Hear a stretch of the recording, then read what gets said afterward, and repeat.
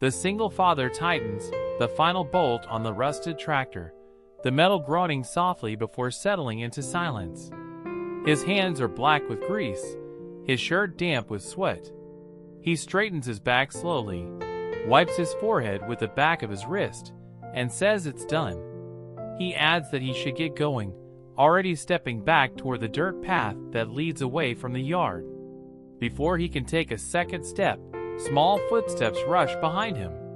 The little girl runs across the uneven ground, trips slightly, then reaches him. She wraps both hands around his, gripping as if afraid he might vanish if she lets go. Her voice is quiet, almost careful, when she looks up and says, "I wish you were my father." The words land heavier than the tools at his feet. He freezes, unsure how long he stands there. The girl's mother stiffens, her face flushing with embarrassment. She rushes forward, apologizing too quickly, explaining that her daughter sometimes says things she doesn't mean. The man doesn't pull away right away. He just looks down, breathing slow, heart suddenly loud. He gently loosens the girl's fingers, one by one, careful not to hurt her feelings. He forces a small smile, one meant to ease the moment, and tells her to listen to her mom. The girl nods but doesn't smile back. Her eyes stay fixed on him, searching, hopeful, uncertain. He walks away moments later, the sound of gravel under his boots following him down the path. He doesn't turn around, but the sentence follows him anyway, echoing louder with every step, settling somewhere deep in his chest, where old memories and quiet loneliness have been waiting a long time to be touched. In the days that followed, he began seeing the girl again, always by chance, always when he wasn't looking for her. One morning she stood on the cracked sidewalk, backpack hanging low, waiting for the school bus. She spotted him first, lifted her hand, and waved like they already shared a habit. He nodded back, surprised by how natural it felt. Another afternoon, she was sitting on the step outside the small grocery store, swinging her legs and lining up pebbles on the concrete. When he passed, she jumped up and ran to him, talking about nothing important at all. He listened anyway. Her mother watched from inside, cautious but silent, letting the moment exist. Near the workshop later that week, she knelt on the ground, pushing stones into the dirt with a stick. When she heard his boots, she looked up instantly, smiling as if she had been waiting. He stopped, asked how school was, and she answered honestly, without exaggeration, without trying to impress. On the third day, it stopped feeling accidental. He opened his front gate in the late afternoon and found her standing there, backpack still on, shoes dusty. She said she was just passing by and wanted to say hi. He hesitated, then spoke with her for a few minutes. That was enough.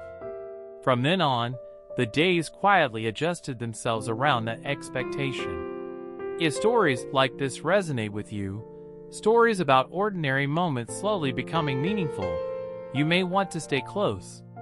Subscribing to the channel is a simple way to keep these quiet, human stories coming. Because sometimes, the most important changes in life don't begin with big decisions, but with small hellos that repeat themselves day after day. The Saturday market sat at the center of the small town, rows of wooden stalls lined with apples, bread, and jars of honey catching the late morning sun. He hadn't planned to be there with them. It just happened. He walked beside the girl as she studied the crates of fruit with serious attention, her small hands hovering as if choosing carried real responsibility. She picked up one apple, turned it slowly, and frowned at a bruise. He crouched next to her and showed her how to check for firmness, pressing lightly with his thumb. She copied him, smiling when it worked. Nearby, her mother counted bills and coins at the vegetable stand, focused, trusting them to wait together without supervision. As they moved between stalls, the air subtly shifted. Conversations softened as they passed. Laughter cut short. He noticed it first in the way people stopped looking at their produce, and started looking at him. A woman leaned toward another and whispered, eyes following them. A man near the butcher stall watched too long, not pretending otherwise. The girl didn't notice. She tugged his sleeve, pointing at apples stacked higher than her head. He lifted her so she could reach them, her shoes brushing his jeans. When he set her down, she laughed, loud and unbothered. He smiled back, keeping his voice light, refusing to let the tightening in his chest show. Her mother returned with a paper bag of vegetables and thanked him casually, as if this arrangement needed no explanation. They stood together for a moment, deciding what to buy next. Around them, people resumed talking, but quieter now. He could feel himself being placed into a story he didn't recognize. They walked toward the bakery stand. A woman selling bread nodded politely but glanced again, slower this time. The man felt heat creep up his neck. He reminded himself that he was doing nothing wrong. He was helping a child pick apples. That was all. Still, his shoulders stayed tense. The girl bit into a slice of apple offered by the vendor and declared it perfect. Juice ran down her chin. He handed her a napkin and wiped it gently when she missed a spot. The gesture felt natural, automatic. Around them, it seemed to land differently, heavier than intended. As they paid, a voice nearby said his name. An acquaintance from town, smiling too carefully, asked how he knew the family. The question sounded harmless, but it lingered. He answered simply, said he'd helped fix something. Nothing more. The man nodded, unconvinced, and walked away. They left the market with their bags swinging between them. The girl skipped ahead, humming. Her mother walked silently beside him for a few steps, then thanked him again. This time her voice was quieter. He nodded, unsure what to say, unsure of what was being formed around them without consent. That evening, as he unpacked his tools at home, he found an apple tucked into his jacket pocket, small and slightly bruised. He held it for a moment, thinking of the looks, the whispers, and wondering whether the town had already decided something he hadn't. The rain began in the late afternoon, sudden and heavy, drumming against rooftops and turning the dirt roads into mud within minutes. He was closing the workshop when his phone rang. The girl's mother spoke fast, her voice tight with worry. She said she was stuck at work, that the storm had caused delays, and asked if he could pick her daughter up from school, just for today. He hesitated only long enough to grab his jacket and keys. By the time he reached the school, rainwater streamed down the windshield, blurring the painted lines on the road. He parked crookedly, stepped out, and fought the wind with a bent umbrella that refused to stay straight. The gate stood open. Most of the children were already gone. He spotted her immediately, small under the gray sky, backpack clutched to her chest. She saw him too. Her face lit up, relief breaking through the fear she'd been holding back. She ran toward him without thinking. Halfway across the pavement, her shoes slipped on a wide puddle. She fell hard, palms and knees scraping against the wet ground. The sound of her cry cut through the rain. He dropped the umbrella and reached her in seconds. He lifted her carefully, holding her close as she sobbed into his jacket. He knelt under the school awning, pulled a clean handkerchief from his pocket, and wiped the blood from her knee. The scrape was shallow but angry red. He told her it would sting for a moment. She nodded, trusting him completely. He carried her the rest of the way, one arm under her legs, the other around her shoulders. Her face pressed into his chest as the rain soaked them both. The umbrella dragged uselessly along the ground. People passing by slowed, watching in silence, saying nothing. As they walked through the neighborhood, curtains shifted behind windows. A man under a porch leaned forward. A woman paused at her door. No one offered help. No one asked questions. Their eyes followed him until they turned the corner. At the house, he set the girl down gently. He cleaned her knee again in the kitchen sink, applied a bandage, and made her sit until the shaking stopped. She smiled through leftover tears and said it didn't hurt anymore.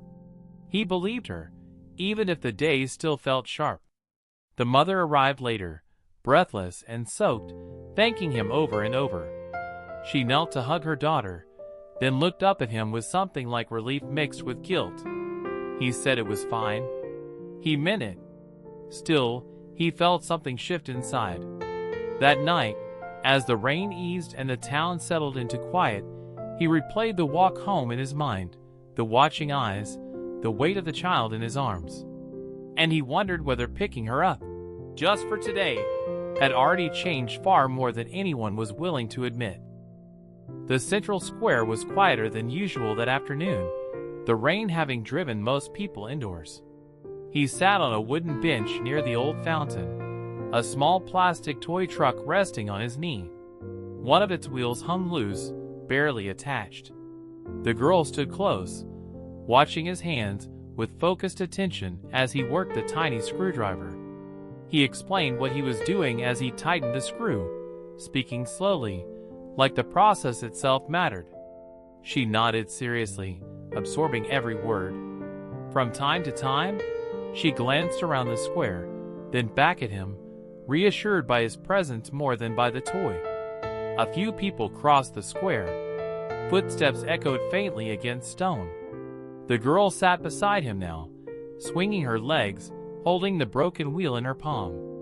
Her mother was nearby, talking to someone across the square, giving them space without leaving them alone. A man from town approached, someone he had known for years. The man smiled, friendly enough, and leaned against the back of the bench. He watched the repair for a moment before asking, in a tone that sounded casual but lingered too long, "She yours?" The question landed heavier than expected. The father paused, screwdriver still in his hand. His mind searched for the simplest answer, the safest one. He felt the girl shift beside him, sensed her attention sharpen. The moment stretched, awkward and exposed. Before he could speak, the girl answered, "Not really." Her voice wasn't sad or defensive, just honest. The words hung between them, clear and final. The man's smile faltered slightly. No one laughed. No one filled the silence. The father slowly finished tightening the screw and tested the wheel with his thumb. It spun smoothly. He handed the toy back to the girl, who smiled and rolled it across the bench, unaware of the weight her answer carried. The man cleared his throat and nodded, muttering something about it being nice weather after the storm. When he walked away, the square seemed quieter than before. The father stared ahead, feeling the warmth drain from his chest. The girl leaned against him lightly, her shoulder brushing his arm. She didn't apologize. She didn't explain. She simply stayed there. A few moments later, she looked up and asked if the truck was fixed for good. He told her it was stronger now than before. She seemed satisfied with that, and pushed the toy along the stone edge of the fountain, making soft engine noises. Across the square, her mother watched them, her expression unreadable. She didn't intervene. She didn't call the girl back. The father noticed her hands were clenched at her sides, as if she were holding herself still. As they stood to leave, the father realized the question hadn't been about the child at all. It had been about him, about where he stood, about whether he belonged in this small, unspoken circle forming around the girl. And as they walked away from the square together, he wondered what would happen the next time someone asked, and whether the answer would still come before he was ready to give one. Night settled quietly over the house, the kind of night where even small sounds felt louder than usual. The kitchen light cast a warm circle over the worn table as the mother poured coffee into 2 chipped mugs. The girl was asleep on the couch in the next room, her toy truck resting against her chest, rising and falling with her breathing. He sat across from the mother, hands wrapped around the mug though he hadn't taken a sip. The rain had left the air heavy, the windows fogged. For a while, neither of them spoke. The silence wasn't awkward, just full. It carried the weight of the day, the looks in the square, the question that still lingered unspoken. She broke the quiet first. Her voice was low, careful. She said she wasn't good at asking for help. That when she'd been left alone, she'd made a decision to manage everything herself. Work, school, repairs, sickness. She said it simply, without bitterness, as if listing facts rather than sacrifices. She stared into her coffee as she spoke, tracing the rim of the mug with her finger. She said she'd never let anyone pass the gate since then. Not neighbors. Not friends. Certainly not men. It wasn't fear, exactly. It was control. Keeping things small felt safer than risking disappointment. He listened without interrupting, nodding once or twice. He thought of the tractor, the first day in the dirt yard, the moment that should have ended everything. He realized now that it hadn't been an accident that she'd let him stay that long. She'd been watching him the entire time. She lifted her eyes briefly and said he was the first man to walk through the gate and not leave right away. The first to fix something without being asked again. The first to come back. Her voice didn't tremble, but her hands did. She wrapped them tighter around the mug. She told him she wasn't asking him to be anything. Not for her. Not for her daughter. She didn't want promises or explanations. She just wanted him to know why this mattered. Why she noticed every small thing he did. Why she let her daughter wait for him at the fence. In the other room, the girl shifted in her sleep, murmuring something unintelligible. The sound made the kitchen feel smaller, more intimate. He thought of the market, the school gate, the square. Of how the town saw moments, but not the quiet nights that followed. He finally spoke, saying only that he hadn't planned any of this either. That he'd just tried to do what felt right at the time. She nodded, accepting the answer as it was. No expectations were placed on the table. No future was outlined. They sat there a while longer, the coffee cooling between them. Outside, a dog barked somewhere down the road. The clock on the wall ticked steadily, marking seconds that felt different now, heavier. As he stood to leave, she thanked him again, this time without urgency, without apology. And as he stepped into the night, he realized that walking through the gate had meant more than he'd understood, and that staying might come with a weight he hadn't yet measured. The next morning was clear and cool, the streets still damp from the night before. He walked beside the girl toward the school, their steps unhurried, the sound of birds replacing the rain that had filled the air the day before. She carried her backpack with both straps on, unusually quiet, her eyes fixed ahead. They passed the same houses as always, the same fences, the same narrow sidewalk that curved toward the school gate. Halfway down the block she slowed. Then she stopped completely. He took another step before noticing and turned back, confused. She stood in the middle of the sidewalk, not playing with the strap of her bag, not scanning the street. She looked straight at him, serious in a way that didn't belong to her age. There was no smile, no hesitation, just a question waiting to be asked. "Are you going to leave someday?" Her voice was calm, almost practiced, as if she had rehearsed it quietly to herself. The morning seemed to pause around them. A car passed at the end of the street. A screen door slammed somewhere behind a house. He felt the weight of the question settle in his chest. He didn't answer right away. Instead, he set his bag down and knelt in front of her so they were eye to eye. He noticed the small scratch still healing on her knee, the one from the rain. He noticed how tightly she held the straps of her backpack. He searched her face for fear, for expectation, for anything that would tell him what she needed to hear. He found none of it. Just honesty. He knew better than to promise something he didn't fully understand himself. He knew how easily words could break. So he chose the smallest truth he could offer. "Not today." He said it gently, without emphasis, without hesitation. It wasn't a guarantee. It wasn't a goodbye. It was simply now. She studied his face for a moment, as if measuring the answer. Then she nodded once. That was enough. She reached out and took his hand, slipping her fingers into his without asking. He didn't pull away. They walked the rest of the way together, her steps lighter now, the tension gone. At the school gate, she squeezed his hand before letting go and ran toward her friends. She didn't look back. He stood there longer than necessary, watching her disappear into the building. He felt both lighter and heavier at the same time. The town moved around him as usual, unaware of the quiet decision that had just been made. As he turned to leave, he realized that saying, "Not today," had changed something inside him. It wasn't an ending or a beginning, but it felt like a line crossed. And for the first time, he wondered how many more mornings might quietly ask him the same question, and what his answer would become if "today" kept repeating.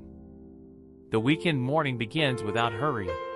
A small kitchen, a simple table, the quiet comfort of routine. He arrives early, sets his jacket aside, and helps crack eggs into a bowl. The sound of sizzling fills the room. The girl sits at the table, swinging her legs, talking about something funny that happened at school, laughing halfway through her own story. He listens, smiling, asking questions. Her mother watches from the counter, calm, unguarded, letting the moment exist without trying to control it. Later that afternoon, they walk together through the town market. The same stalls, the same smells of fruit and bread. This time, people greet them differently. A nod here, a warmer smile there. Someone offers the girl a free apple slice. Another vendor thanks him for helping her carry a bag. Nothing is said directly, but the change is clear. The town has noticed that he stayed, that he didn't disappear after the whispers. As evening settles in, the girl follows him to the door when he gets ready to leave. She hesitates, then asks if he can stay the night.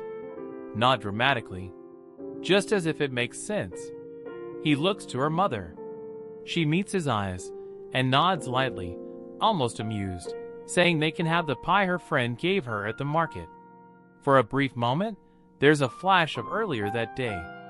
The friend smiling as she handed over the box, saying the mother looked most beautiful when she smiled. The memory fades quickly, gently. Back in the present, they sit together at the table. The mother takes a bite of pie, relaxed, smiling without realizing it.